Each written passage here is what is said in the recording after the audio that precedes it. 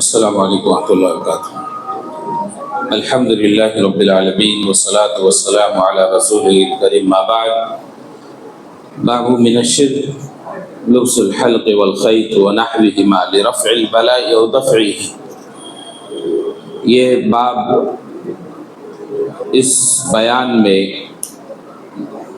کڑا پہننا، دھاگا باندھنا یا اس طرح کی دوسری چیزیں مصیبت کو ٹالنے کے لیے یا مصیبت سے بچنے کے لیے یہ شرک میں سے ہے۔ کوئی ہاتھ میں کڑا پہنتا ہے، کوئی بازو پہ کچھ دھاگا باندھتا ہے، یا کوئی پیر میں کچھ باندھ لیتا ہے، یا کوئی دروازوں پر کچھ لٹکا دیتا ہے۔ تو اس طرح کی جو چیزیں ہیں جس کے بارے میں نیت یہ ہوتی ہے کہ ان کے لٹکانے سے یا تو مصیبت آئے گی ہی نہیں، یا آ گئی ہے تو چلی جائے گی، تو اس طرح اگر کوئی بھی اس طرح کی چیزیں پہنتے ہیں وہ شرک میں شمار کیا جاتا ہے۔ اللہ تبارک و تعالی نے قرآن مجید میں فرمایا، قُلْ أَفَرَأَيْتُمْ مَا تَدْعُونَ مِن دُونِ اللَّهِ، آپ کہیے کہ تمہاری کیا رائے ہے، تم کیا سوچتے ہو اللہ کے سوا جن کو تم پکارتے ہو ان کے بارے میں، تم کیا سوچتے ہو، کیا رائے ہے؟ ان ارادنی اللہ بضر، اگر اللہ مجھے کچھ نقصان پہنچانا چاہے، حل ہن کاشفات ضرہ، تو کیا وہ جن کو تم اللہ کے سوا پکارتے ہو وہ اس کے نقصان کو دور کر سکتے ہیں؟ او ارادنی برحمہ، یا میرا اللہ، میرا رب میرے ساتھ مہربانی کا ارادہ کرے، حل ہن ممسکات رحمتی، تو کیا وہ معبودان باطلہ جن کو تم پکارتے ہو وہ اللہ کی رحمت کو روک سکتے ہیں؟ قل حسبی اللہ، آپ کہیے میرے لیے اللہ کافی ہے، علیہ یتوکل المتوکلون، بھروسہ کرنے والوں کو صرف اسی پر ہی بھروسہ کرنا چاہیے۔ قرآن کریم کی یہ آیت سورہ زمر کی، اس کے اندر اللہ رب العالمین نے یہ واضح کیا کہ یہ نہیں کر سکتے ایسا۔ مطلب کیا ہے؟ یہ سوال کرنے کا مطلب انکار ہے، یہ نہیں ہے کہ اللہ کو علم نہیں ہے، پوچھنا چاہ رہا ہے اللہ کہ پوچھئے ان سے کہ شاید ہم کو معلومات نہیں ہے، یہ اچھا بتائیں گے ان کے بارے میں۔ نہیں، کبھی کبھی سوال بھی انکار ہوتا ہے۔ آپ نے بچے کو کچھ کرتے ہوئے غلط دیکھا تو پوچھتے ہو تم نے کیا، حالانکہ تم جان رہے ہو کہ اسی نے ہی کیا ہے۔ تو اس طرح سے سوال کرنا ہر جگہ ضرور نہیں ہے کہ اس کا جواب مطلوب ہو۔ مطلوب کیا ہے؟ انکار، لا یستطیع، اللہ کے سوا جس کو بھی پکارتے ہو تم ان میں سے کوئی نہیں ہے جو تمہارے ساتھ اللہ کی تقدیر کے فیصلے کو ٹال سکے، چاہے وہ تمہارے حق میں شر کا فیصلہ ہو چاہے وہ خیر کا فیصلہ ہو، ہر حال میں یہ طاقت نہیں رکھتے ہیں۔ اور اسی طرح سے سورہ ہود کے اندر اللہ رب العالمین نے حضرت ہود علیہ السلام کے واقعوں کو ذکر کرتے ہوئے یہ فرمایا، إِن نَقُولُ إِلَّا اعْتَرَاكَ بَعْضُ آلِهَتِنَا بِسُوءٍ، حضرت ہود نے جب ان کو اس وقت جن لوگوں نے اپنے معبودان باطلہ جو بنا رکھے تھے، ان کی عبادت کرتے تھے، ان کے بارے میں ان سے جب سوال کیے اور ان کے شرک کو واضح کیا، تو حضرت ہود کے بارے میں ان لوگوں نے کیا کہا، إِن نَقُولُ إِلَّا اعْتَرَاكَ بَعْضُ آلِهَتِنَا بِسُوءٍ، کہتے ہیں کہ تم جو بہکی باتیں کر رہے ہو، حضرت ہود سے قوم کے لوگ کہتے ہیں۔ حضرت ہود جب ان کے معبودان باطلہ کا رد کرنے لگے، شرک اور کفر کے بارے میں بولنے لگے، توحید کی دعوت دینے لگے، تو ان لوگوں نے کہا یہ جو بہکی پاگل پن کی جو تم باتیں کر رہے ہو، اس کا سبب یہ ہے کہ ہمارے بعض معبودوں نے تم کو پکڑ لیا ہے، تمہارے دماغ کو خراب کر دیا ہے، تمہیں پاگل بنا دیا ہے۔ ان نقول الا اعتراك بعض آلهتنا بسوء، جو تم پر حالات ہیں یہ اصل میں تمہارے ہمارے معبودان باطلہ کو غلط سلط کہنے کی وجہ سے ہوا ہے تمہارے ساتھ ایسا، اور ایسا آج بھی ہوتا ہے۔ اگر آپ صحیح معنی میں توحید پر آ جائیں اور شرک و بدعات کے متعلق رد کریں تو آپ پر آنے والی ہر مصیبت کو اسی سے جوڑ دیتے، آپ پر آنے والی ہر تکلیف کو وہ اسی کی طرف موڑ دیتے۔ حالانکہ ان کے عقیدے پر قائم کتنے لوگ ہیں جو کوما میں پڑے ہوئے ہیں، جو اپاہج پڑے ہوئے ہیں، جو مر رہے ہیں، جو مرنا چاہتے ہیں، لٹکے ہوئے ہیں، مر بھی نہیں پا رہے ہیں۔ یعنی ان کا یہ اعتراض کہ تمہارا معبودان باطلہ کو غلط کہنا، ہمارے عقیدے کے غلط عقیدے کا رد کرنا، اس وجہ سے تم پر مصیبت آئی ہے، تو وہ اپنی پوری قوم اور پورے قبیلے اور پورے علاقے کے لوگوں کو دیکھیں جو ان کے عقیدے پہ ہیں، کیا وہ سب صحیح و سالم پڑے ہوئے ہیں؟ سمجھے آپ؟ اکثر ہمیں ان باتوں کا سامنا کرنا پڑتا ہے۔ تو یہ باطل پرستوں کا ایک ہتھ کنڈا ہے کہ جس میں بعض کمزور ایمان والے اس کا شکار ہو جاتے ہیں، ایمان پر آنے کے باوجود پھر اس طرف پلٹ جاتے ہیں۔ حالانکہ ہمیشہ اہل حق و اہل توحید کو دیکھنا چاہیے اور یہ جواب دینا چاہیے کہ جو بات آپ ہمارے متعلق کہہ رہے ہو، تمہاری بات کو ماننے والے سب لوگ تمہارے ایک دم سکون میں ہیں، کسی کو کوئی تکلیف نہیں ہے، اور ان کو اگر تکلیف ہے تو کس وجہ سے؟ اگر ہمارے بارے میں یہ کہہ رہے ہو کہ ہم نے تمہارا عقیدہ چھوڑ دیا، باطل عقیدہ چھوڑ دیا، تو تم اس چھوڑنے کی وجہ سے تمہارے ان معبودوں نے پکڑ لیا ہم کو، تو جو تمہارے درمیان میں لوگ تکلیف زدہ ہیں، مصیبت زدہ ہیں، ان کو کہاں سے آئی ہے تکلیف؟ وہ کیسے مصیبت ہے؟ تو حضرت ہود کے بارے میں قوم نے یہ کہا کہ تمہارے اوپر جو حالات ہیں وہ ہمارے بعض معبودوں نے تم کو پکڑ لیا ہے، تم پر ایسے حالات ڈال دیے ہیں، تمہارے ساتھ اس طرح کا معاملہ کیا ہوا ہے۔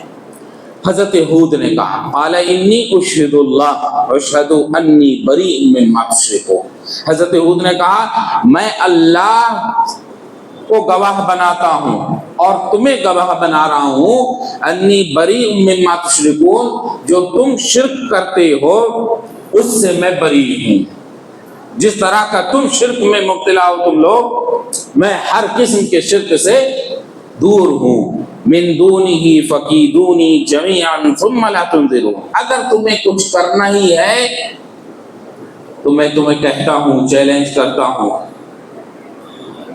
سب مل کر میرے خلاف سازش کرو اور مجھے کچھ بھی پلاننگ کی مہلت نہ دو، کرو تم جو کچھ کر سکتے ہو کرو۔ من دونہ فکیدونی جمیعا ثم لا تنظرون، مجھے مہلت بھی مت دینا، تم اپنے پروپیگنڈے اور اپنے چال کے لیے مجھے پہلے سے تیاری کا بھی موقع مت دو، جو کرنا ہے تمہیں کرو۔ کیوں؟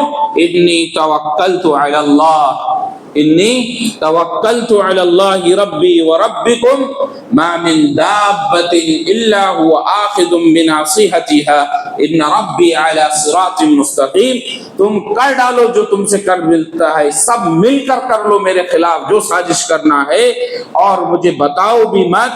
کیوں؟ میں اللہ اپنے رب پر توکل کرتا ہوں، اور وہ رب ربی و ربکم، وہ تمہارا بھی رب ہے، وہ تمہارا بھی رب ہے، میں اس پر بھروسہ کرتا ہوں، تم کو جو کچھ بن سکتا ہے وہ تم میرے خلاف کر لو۔ ما من دابۃ الا هو آخذ بناصیتها، زمین پر جو بھی اپنے قدموں کے ذریعے سے چل رہے ہیں، چوپائے جو بھی زمین پر اپنے ٹانگوں پر اپنے پیروں پر چل رہے ہیں، ان سب کی باغ ڈور نکیل اللہ کے ہاتھ میں ہے۔ ان ربی علی صراط مستقیم، سیدھی راہ وہ ہے جو میرے رب کی راہ ہے جس پر میں جمع ہوا ہوں۔ میرے بھائیو یہ دیکھیے آپ کہ یہاں پر جہاں نبی کا یقین اپنے توحید پر، اپنے ایمان پر، یہ آپ کو ثبوت کہ ہمیں اپنے عقیدے اور ایمان میں اتنی مضبوطی ہونا چاہیے کہ اگر لوگ اس طرح کی باتیں کریں تو ہم ان سے کہیں کہ جاؤ اپنے معبودان باطلہ سے جو کروا ملتا ہے کروا لو، اور جو تم سب سے مل کر ملتا ہے کر لو، کیونکہ میرا بھروسہ اللہ پر ہے، وہ اللہ جو میرا رب ہے اور تمہارا بھی رب ہے۔ اور تمہارا ہی نہیں، کائنات میں جتنے بھی تمہیں مخلوق دکھتی ہے اس سب کا رب ہے وہ، اور اسی کے اندر دعوت ہے۔ جہاں ان کا انکار ہے وہی اسی کے اندر دعوت ہے کہ تم ان معبودان باطلہ کو چھوڑو۔ غور کرو، تمہارے معبودان باطلہ کا رد کس لیے ہے؟ کیونکہ وہ تم نے اپنے رب حقیقی کے مقابل میں ان کو بنا لیا ہے۔ اس لیے یاد رکھو کہ میرا جو یقین ہے جس رب پر، وہ تمہارا بھی رب ہے۔ تم نے غلط فہمی کا تم شکار ہوئے ہو، غلط عقیدے یا غلط فکر کا شکار ہوئے ہو، اس لیے یاد رکھو میں جس راہ پر ہوں وہی سیدھی راہ ہے، وہی صراط مستقیم ہے جو میرے رب کا راستہ ہے۔ اور اسی طرح سے ایک جگہ اور قرآن مجید میں سورہ نحل کے اندر وَمَا بِكُم مِّن نِّعْمَةٍ فَمِنَ اللَّهِ، اللہ نے کہا جو نعمتیں تم کو پہنچی ہوئی ہیں وہ سب اللہ کی ہیں۔ ثم اذا مسکم الضر فالیہ تجارون، اور یہ حالت بیان کی لوگوں کی کہ جب تم کو کچھ تکلیف پہنچتی ہے تو پھر تم سب مل کر اللہ ہی کے طرف گڑ گڑاتے ہو، تم سب مل کر اللہ ہی کے طرف گڑ گڑاتے ہو۔ ثم اذا کشف الضر عنکم، لیکن جب اللہ تمہاری تکلیف کو دور کر دیتا ہے، اذا فریق منہم بربہم یشرکون، تبھی تم میں کا ایک بڑا گروہ کیا ہے اپنے رب کے ساتھ شرک کرنے لگتا ہے۔ تو اس آیت کے اندر کہتے ہیں مفسرین، یہ اور حضرت ہود کی پہلی والی جو آیتیں ہیں، ان آیتوں سے یہ پتہ لگتا ہے کہ وہ ڈائریکٹ ان کو معبود اس طرح نہیں سمجھتے کہ جس طرح سے ان کو رکوع اور سجدہ کرنے لگیں۔ وہ کیا کرتے کہ تکلیف، انتہائی تکلیف کے وقت میں اللہ ہی کو پکارتے، وہ اللہ ہی کو پکارتے۔ اسی لیے کہا ثم اذا مسکم الضر فالیہ تجأرون، جب تم کو چاروں طرف سے تمام راستے بند نظر ہوتے ہوئے آتے ہیں تو تم سب کے سب اپنے رب کی طرف ہی رجوع کرتے ہو۔ حضرت ہود نے اسی کہا تمہارا اور میرا رب ہے، اور تمہارا حال یہ ہے کہ دنیا میں کوئی انسان ایسا نہیں ہے جب اس کے پاس تمام راستے بند ہو جاتے ہیں تو صرف اوپر دیکھتا ہے، وہ آسمان کی طرف عرش پر بیٹھا ہوا رب العالمین ذو الجلال والاکرام، اس کی طرف دیکھتے ہیں۔ یہ اللہ نے کہا۔ تو اسی لیے یہاں پر یہ باب کیا ہے؟ کڑا پہننا، دھاگا باندھنا، یہ شرک میں سے ہے۔ اگر انسان اس نیت سے پہنا ہے کہ یہ آنے والی مصیبت کو روک لے گا یا آئی ہوئی مصیبت کو دور کر دے گا، تو کہا یہاں پر بھی بہت سے مسلمان آپ کو یہی ملیں گے، نہیں ہمارا عقیدہ نہیں ہے یہ کہ یہ کڑا معبود ہے، ہم کو اس کڑے کو سجدہ نہیں کرتے ہیں، ہم اس دھاگے کو کوئی پوجتے نہیں ہیں، اس دھاگے کے لیے ہم کوئی رکوع سجدہ نہیں کرتے ہیں۔ کہتے ہیں کہ نہیں؟ یہی عذر، یہی کہتے ہیں کہ فَهَذِهِ الْآيَةُ وَأَمْثَالُهَا تُبْطِلُ تَعَلُّقَ الْقَلْبِ بِغَيْرِ اللَّهِ فِي جَلْبِ نَفْعٍ أَوْ دَفْعِ ضَرٍ، ان آیات کے اندر اسی طرح کی باتوں کو باطل ٹھہرایا گیا ہے، غلط ٹھہرایا گیا ہے کہ جب نفع حاصل کرنے یا نقصان کو دور کرنے کے وقت دل کا تعلق کسی اور چیز سے جڑ جائے۔ ان کے اندر ڈائریکٹ یہ نہیں ہے کہ وہ سجدہ اور رکوع اس کو کرتے ہیں، لیکن وہ ان چیزوں کو مصیبت کے آنے یا جانے میں ان کو ذریعہ بناتے ہیں، ان کو سبب سمجھتے ہیں، اور یہ سمجھتے ہیں یہ جب تک ہمارے ساتھ ہے تب تک کچھ نہیں ہوگا۔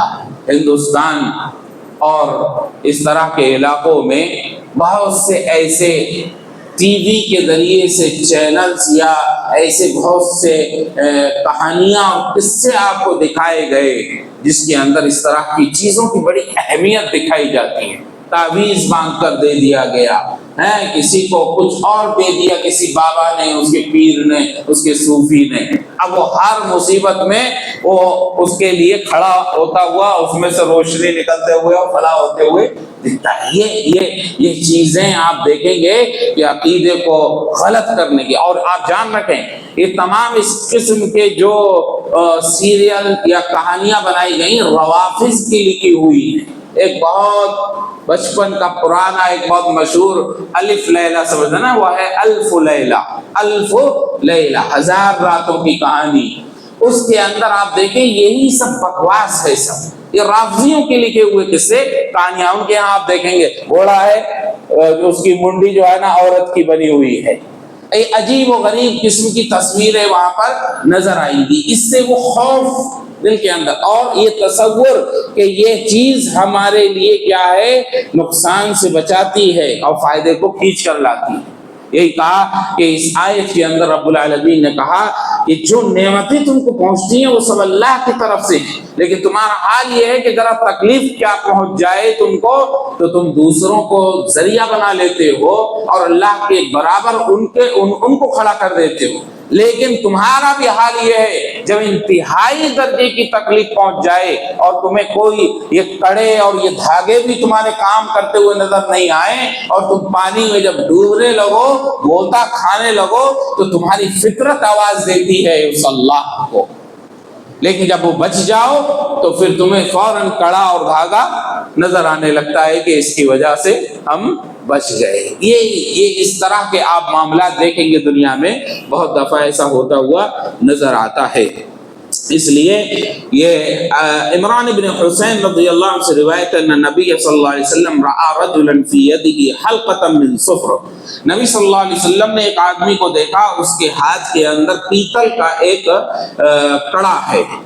فقال ما هذه، آپ نے پوچھا یہ کیا ہے؟ قال من الواہنہ، اللہ کے رسول یہ واہنہ جو بیماری ہے اس سے روکتا ہے۔ واہنہ ایک بیماری کہتے ہیں، یہ مردوں کو ہی لگتی ہے زیادہ تر، ایک بیماری ہوتی تھی، اس بیماری سے پورا ہاتھ خراب ہو جاتا اور بعد نے کہا کہ پورا جسم پر حاوی ہو جاتی، تو اس سے بچنے کے لیے پیتل کا تانبے کا کڑا پہنا ہے۔ آپ نے فرمایا انزعها، فوراً نکال کر پھینکو اسے، فإنها لا تزيدك إلا وهنا، یہ کڑا تمہاری اس بیماری کو کم نہیں کر سکتا بلکہ اور بڑھائے گا ہی بڑھائے گا۔ وَإِنَّكَ لَوْ مِتَّ وَهِيَ عَلَيْكَ مَا أَفْلَحْتَ أَبَدًا، اگر تم مر گئے اس کو پہنے ہوئی حالت میں تو کبھی زندگی میں کامیاب نہیں ہو پاؤ گے۔ یہ اس کی سند صحیح ہے، اسی لیے اس کا مفہوم اہل علم نے لیا ہے اس روایت کا۔ تو اس روایت کے اندر وہ پہنے ہوئے شخص کڑا ہے، اور پیتل کا کڑا اس زمانے میں گویا کہ اس پیتل کے کڑے کو اس بیماری کے لیے فائدہ مند سمجھا جاتا تھا، یعنی اس بیماری، وہ بیماری اگر ہاتھ پر لگ گئی ہے، کسی نے اس کو اس میں پہن لیا ہاتھ پہ، تو وہ بیماری اس سے دور ہو جائے گی۔ اس طرح کے بہت سے مناظر ہمارے یہاں پر بھی نظر آتے ہیں میرے بھائیوں۔ اللہ کے رسول صلی اللہ علیہ وسلم نے اس حدیث کے اندر آپ نے ان سے زیادہ تفصیل نہیں پوچھی، فوراً کہا نکالو، ڈانٹ کر کہا، فوراً ڈانٹ کر کہا اس کو نکال کر پھینک دو۔ وَلَهُ عَنْ عُقْبَةَ بْنِ عَامِرٍ مَرْفُوعًا مَنْ تَعَلَّقَ تَمِيمَةً فَلَا أَتَمَّ اللَّهُ لَهُ وَمَنْ تَعَلَّقَ وَدْعَةً فَلَا وَدَعَهُ اللَّهُ وفي رواية مَنْ تَعَلَّقَ تَمِيمَةً فَقَدْ أَشْرَكَ۔ عقبہ بن عامر سے روایت ہے کہ جس نے تمیمہ لٹکایا، اللہ تبارک و تعالی اس کی مراد کو پورا نہ کرے، اور جس نے سیپی باندھی، اللہ رب العالمین اس سیپی سے اس کو خود فائدہ نہیں پہنچائے گا۔ وہ سمندر سے نکل کر آتی ہے ایک سیپی، وائٹ اور کئی کلر کی رہتی ہیں، لوگ اس کو باندھتے ہیں جانوروں کے گلوں میں، بعض اپنے دروازوں پر، بعض بچوں کے گلوں میں یا ہاتھوں میں، الگ طرح کے۔ ہمارے یہاں پر چونکہ کفر کا ماحول ہے تو کافروں کے یہاں پر تو کھلے طور پر نظر آتا ہے، اور ہمارے جو مسلمان لا الہ الا اللہ کہنے والے لوگ ہیں ان کے یہاں پر بھی اس طرح کی چیزیں موجود نظر آتی ہیں، سیپی اور اس طرح کی دوسری چیزیں۔ ایک روایت میں ہے جس نے تمیمہ لٹکایا اس نے شرک کیا۔ تمیمہ کی ایک الگ باب ہے آگے، اس کی تفصیل آئے گی انشاءاللہ۔ تمیمہ اس کو لٹکانے کی چیزیں اور اس پر تعویذ وغیرہ کا بھی اطلاق ہوتا ہے، اور اس کو عام اگر رکھیں تو کوئی بھی چیز جو لٹکائی جائے، چاہے وہ دروازے پر لٹکا دی جائے، چاہے وہ روم میں بیچ میں لٹکا دی جائے، یا وہ کونوں میں، کچھ لوگ چاروں طرف کونوں میں کہتے ہیں بندش کر رہے ہیں، لگاتے ہیں کیل اور اس کے ساتھ کبھی دھاگا لٹکاتے ہیں، نہیں تو کبھی کچھ کوئی زیادہ پہنچا ہوا بابا ہوتا ہے تو صرف کیل پہ کام چل جاتا ہے، اور کمزور ہے تو ذرا کچھ اور اس کے ساتھ لٹکواتا ہے، ابھی وہ کمزور والا بابا ہے۔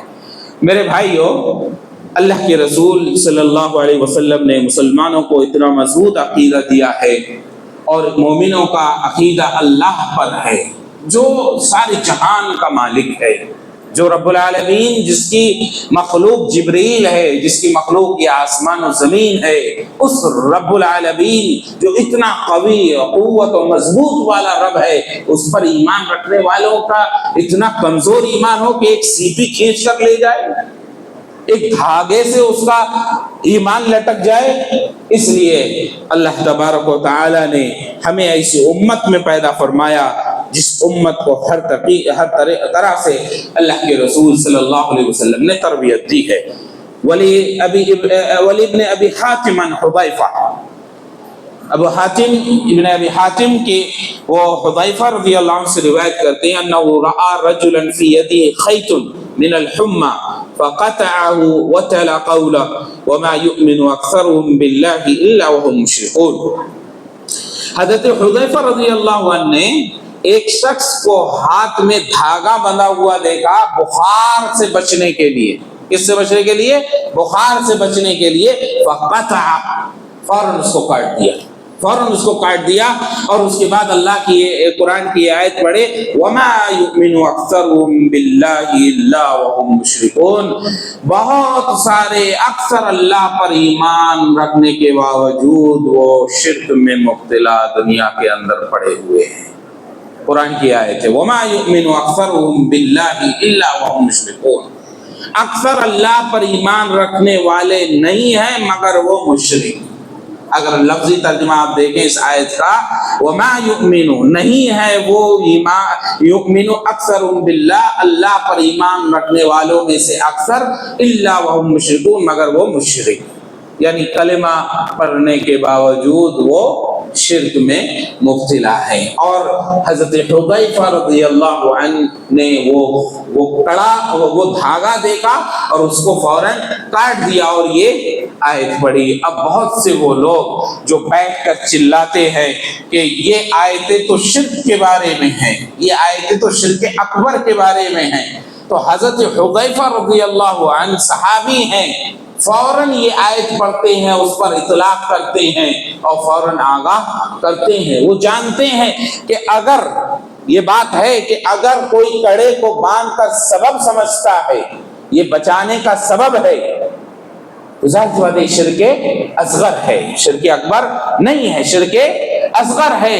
لیکن حذیفہ رضی اللہ عنہ نے فوراً جو آیت پڑھی وہ شرک اکبر والی پڑھی، وہ شرک اکبر والی پڑھی، تو گویا کہ شرک اصغر دیکھتے ہوئے اس پر شرک اکبر والی آیتوں کو پڑھنا یہ بالکل جائز ہے، اور اس سے استدلال کرنا اور اس سے ڈرانا اور اس سے بچانا یہ صحابہ کا طریقہ ہے۔ بہت سے آپ کو ملیں گے جب تھوڑا بہت پڑھ لکھ جاتے ہیں تو وہ کہتے ہیں کہ نہیں یہ آیتیں تو مشرکین کے لیے ہیں، کفار کے لیے ہیں، تو مشرکین اور کفار والی آیتیں آپ لا الہ الا اللہ کہنے والے پر کیوں فٹ کر رہے ہیں؟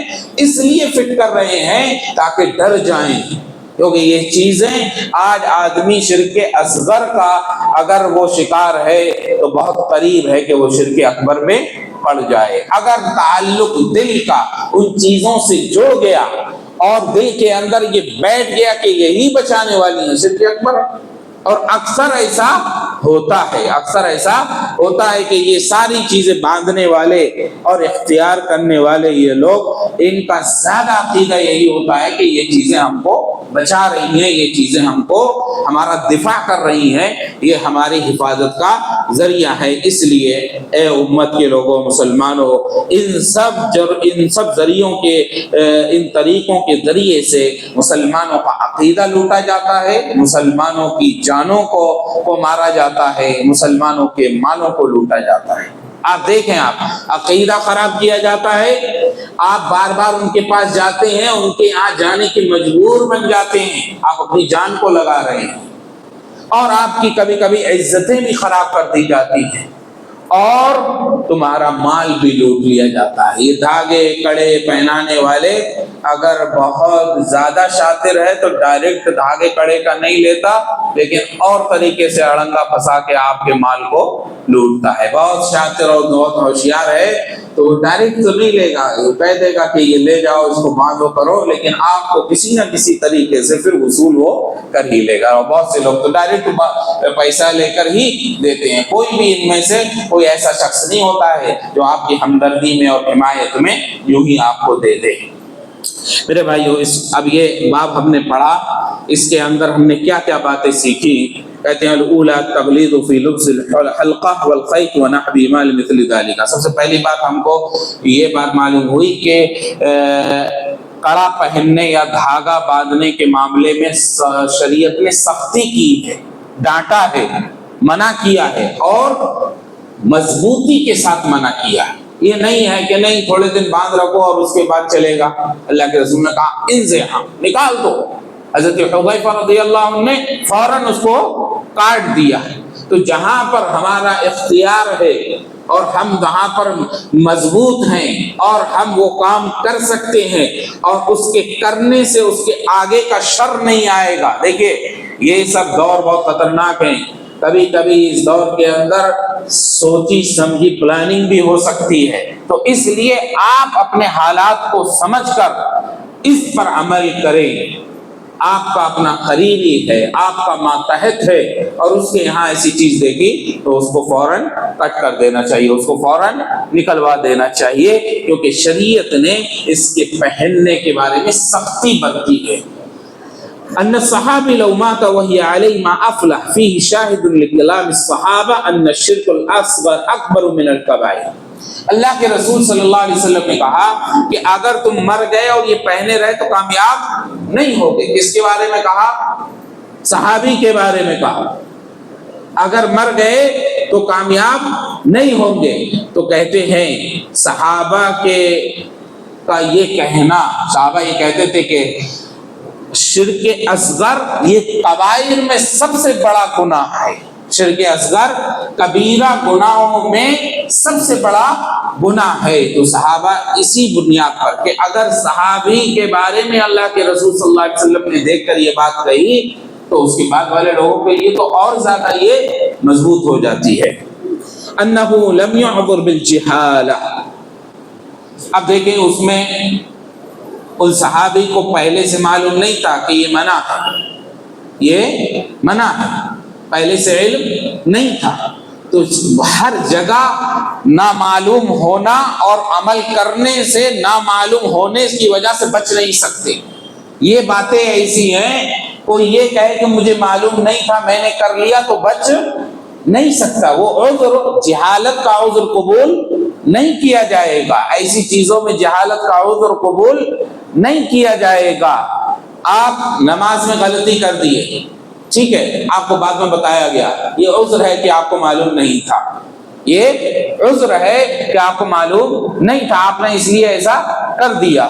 لیکن یہ ایک طرح کی چیزیں جو عقیدے سے تعلق رکھتی ہیں، ان کا معاملہ جہالت کے مجھے معلوم نہیں تھا اس لیے میں شک کرتا رہا تو بچ جائے گا؟ نہیں بچے گا، نہیں، عذر نہیں قبول کیا جائے گا اس طرح کی چیزوں میں۔ اس کے لیے فوراً اس سے توبہ کرنا ہے اور اس چیز کو چھوڑنا ہے۔ انہا لا تنفع فی العاجلہ بل تضر لقول لا تزیدک الا وہنا۔ یاد رکھو اے مسلمانوں، اس طرح کی جتنی چیزیں ہیں یہ آپ کو نفع تو دور رہا، آپ کو نقصان نہیں اضافہ کرے گی۔ اسی لیے آپ دیکھیں جو لوگ اس طرح کی چیزوں کا شکار ہوتے ہیں، پہلے کڑا دیا، پھر دھاگا دیا، پھر گلے میں پہنایا، پھر کمر پہ بندھایا، پھر پیر میں باندھا، اللہ کے رسول نے کہا اس طرح کی چیزیں تم کو مزید اضافہ کریں گی تمہاری بیماری میں، یہ تم کو نفع نہیں پہنچا سکتی۔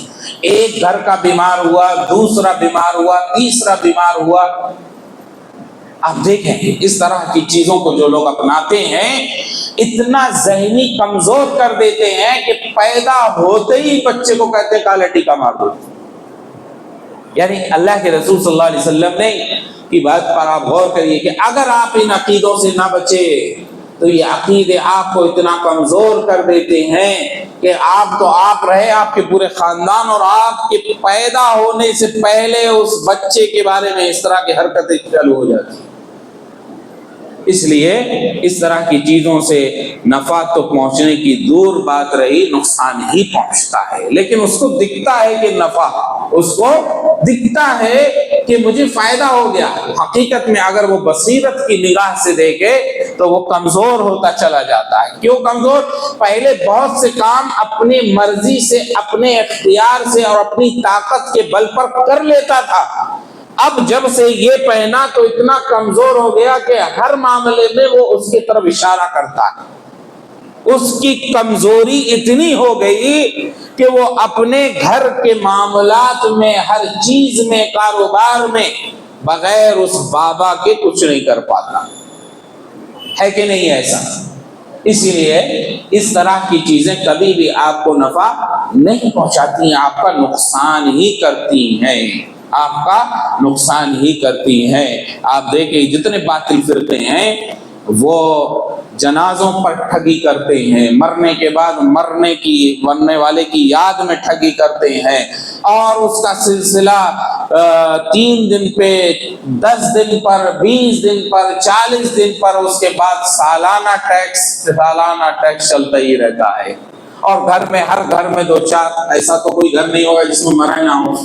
آپ پوچھئے، آپ غور کریے کہ اگر گھر میں 4 لوگوں کا انتقال ہو گیا ہے، ان 4 کے سلسلے میں مرنے کے بعد بھی یہ لوگوں کا پیٹ پل رہا ہے۔ تمہارے گھر میں تکلیف، مصیبت، تم غم زدہ، اور ان کے گھر کے اندر خوشی، کیونکہ ان کو حلوہ ملنے والا ہے، ان کو مرگ ملنے والا ہے، ساری نعمتیں ان کے پاس پہنچتی ہیں تمہارے غم کے وقت میں۔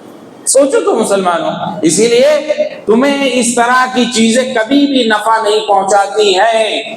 یہ تمہارا ذہن اور دماغ شیطان نے پکڑ لیا ہے، اور ان معبودان باطلہ کے ذریعے سے اور ان اسباب کو آپ کی نظر میں بڑا بنا کر یہ پیش کر کے آپ کو ہر اعتبار سے کمزور کرتے ہیں، اتنا کمزور کرتے ہیں کہ آپ دیکھیے آج مسلمانوں کے قائدین اور بڑے بڑے لیڈر ہو جاتے ہیں، دنیا کو وہ اپنی فکر اور اپنی باتوں اور اپنے فیصلوں سے حیران کر دیتے، لیکن وہ خود جا کر کسی وقت میں جا کر اس کے پاس بیٹھتے ہوئے نظر آتے ہیں۔ یہ کمزوری عقیدے کی، اس لیے اس طرح کی چیزیں کبھی بھی نفع نہیں پہنچاتی، آپ کو کمزور ہی کرتی ہیں۔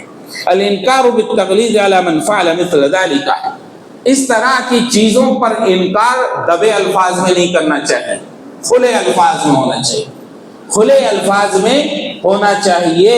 اللہ کے رسول صلی اللہ علیہ وسلم فرمایا فقط اشرک، اس نے شرک کیا۔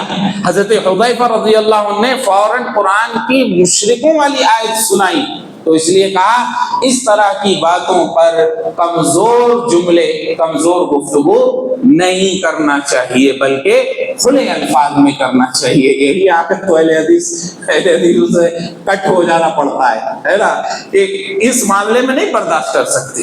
آپ دوسرے عیوب نکال سکتے ہیں ان کے اندر، لیکن اس معاملے میں وہ کمپرومائز نہیں کرتے، وہ کسی بھی طرح کا سمجھوتا نہیں کر سکتے۔